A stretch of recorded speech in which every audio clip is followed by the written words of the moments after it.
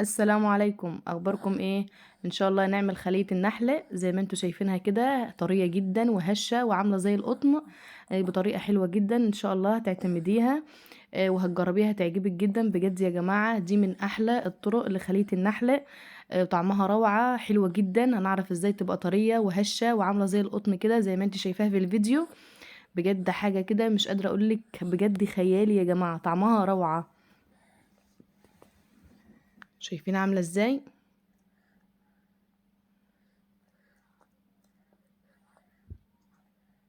طبعا ما تنسيش تشتركي لي في القناة.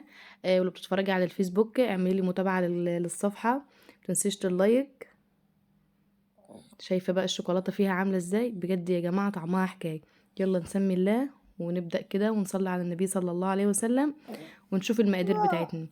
مبدئيا كده انا هعجن في العجان، تمام؟ حابة تعجني على ايديكي، تمام. اول حاجة انا هحط هنا تلت كوب من الزيت، تمام. الاكواب المعيارية او الكوب اللي هو موجود في كل بيت. وهحط كمان تلت كوب من السكر.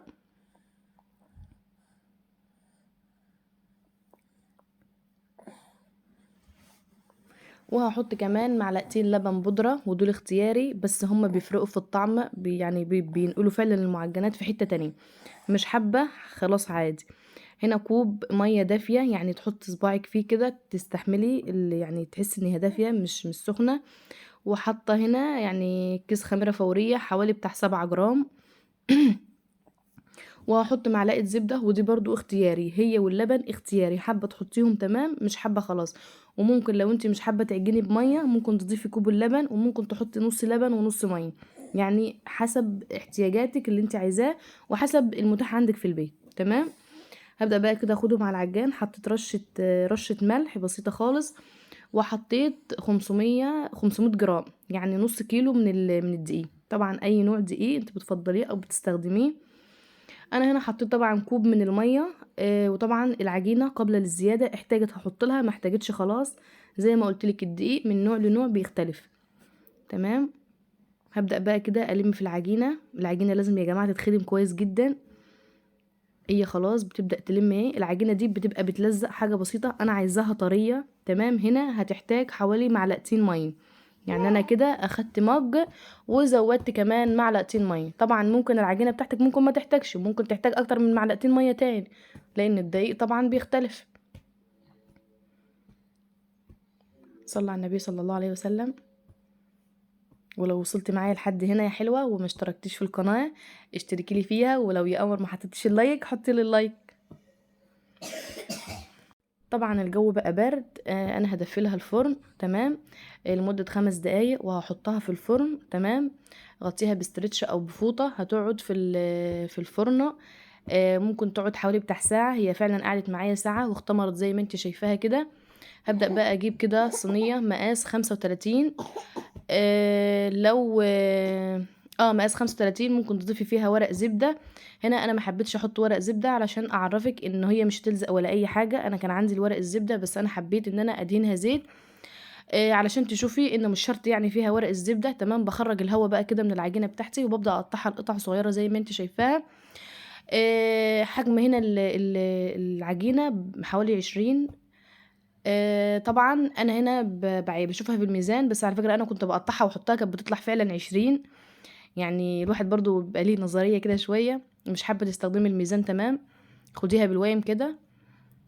هبدأ بقى اقطع كل القطع دي. على فكرة انا لو مش بصور انا ما كنتش هقطعها كده، انا كنت هاخد من العجينة على طول قطعة قطعة واحشيها واعملها، بس انا حبيت ان انا اوريكي عشان التصوير، وعلشان اعرفي كمان ان لما يكون القطع متساوية بتبقى طبعا بتظبط معانا حلوة قوي في الشكل، وبتظبط طبعا في الرص في الصينية بتاعتها، تمام. هنا زي ما قلت لك الصينيه بتاعتي دهنتها زبده كويس جدا وممكن زيت، بس الزبده طبعا افضل. الكور معايا هنا حوالي بتاع ممكن 45 قطعه، تمام. هبدأ بقى ارصها كده. الحشو دي طبعا زي ما انت عايزه، جبنه تمام، شوكولاته تمام. هنا بحط هنا شوكولاته دارك، قطعتها كده قطع صغيره وبحطها زي ما انت شايفه كده. ببدأ بقى ارص بين كل واحده وواحده، بسيب مسافه بسيطه اللي هي تختمر فيها. هنا بحط جبنه، وعلى فكره اي نوع جبنه انت بتفضليه طبعا. بتشد العجينه لفوق كده علشان الحشوه، تحاول ان الحشوه ما تطلعش منها. تمام.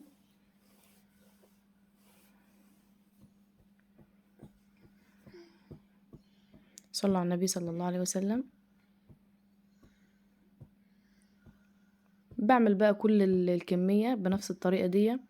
لو انت على فكره مش سريعه تغطي العجينه علشان وشها ما ينشفش. تمام. انا بحط العجينه دي الكره دي وقصادها التانية زي ما قلت لك. لو انت مش سريعه حاسه ان ممكن العجينه وشه يقشف منك، غطيه بستريتشه او بكيس او بفوطه. هنا طبعا انا كنت شغاله بسرعه لان مراد كان نايم، فطبعا لما بيصحى بيقلب لي الدنيا، فانا هنا كنت بسرعه بسرعه بعمل علشان اخلص قبل ما يصحى. طبعا كفايه يعني صحي وانا بسجل الفيديو وعرفني طبعا. صلى على النبي صلى الله عليه وسلم. زي ما انتوا شايفين كل واحده قصادها التانية.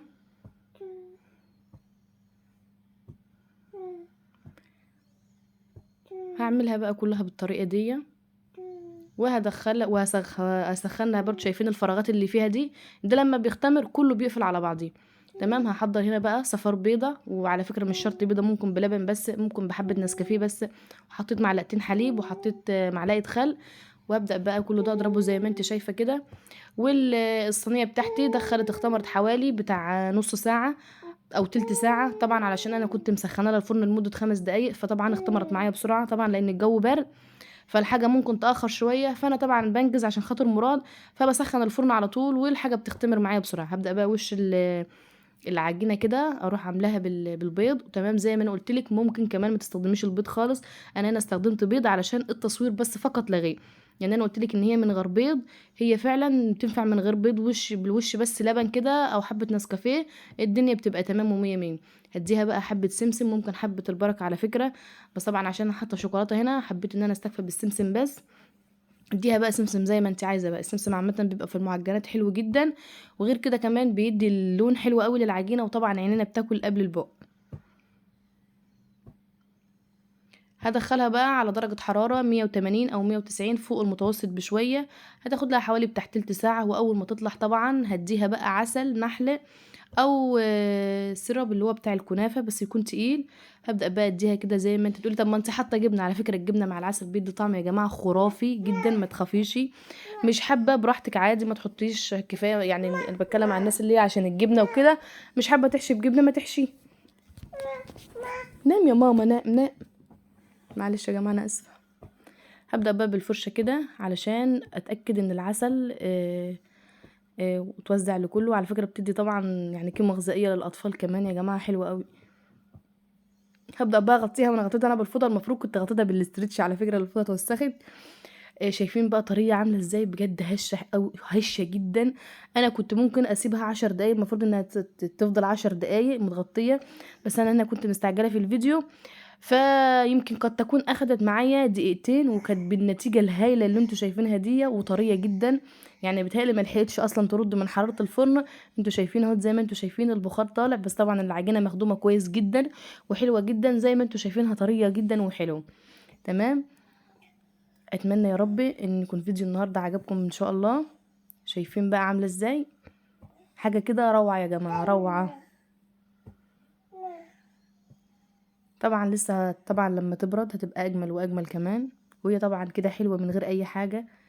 شايفين الشوكولاته بقى طالعه وعامله فيها ازاي؟ بجد طعمها يا جماعه يجنن يجنن. التزموا بس انتوا بالمقادير وان شاء الله هتبقى زي ما انتوا شايفينها كده، ويمكن باذن الله تكون احلى كمان من ايديكم.